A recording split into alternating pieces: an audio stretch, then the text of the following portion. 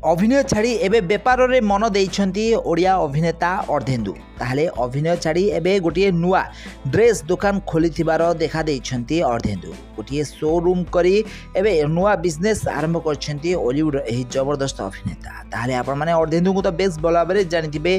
दीर्घ दिन धरी हॉलीवुड इंडस्ट्री से अभिनय करी आछंती। ओडिया सिनेमा छडा बहुत सारा रियलिटी शो रे तांको जज भली आपण माने देखा पाइथिबे। ताले प्रदीप महारथी झील को से बह कर बाहागर पर से हॉलीवुड इंडस्ट्री भी मध्य अभिनय कर नजर आछंती। अभिनय छड़ा तांकर बहुत सारा बिजनेस रही एबे से बिजनेस को बढ़ाइबार लगी।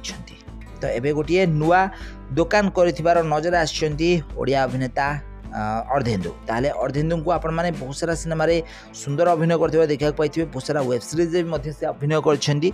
आउ एहा छडा से बहुत सारा रियलिटी शो रे भी मध्य जज भाबरे नजर आछंती। ताहले अर्धेन्दु एबे अभिनय छाड़ी नुआ बेपार करथिबार देखा देछंती।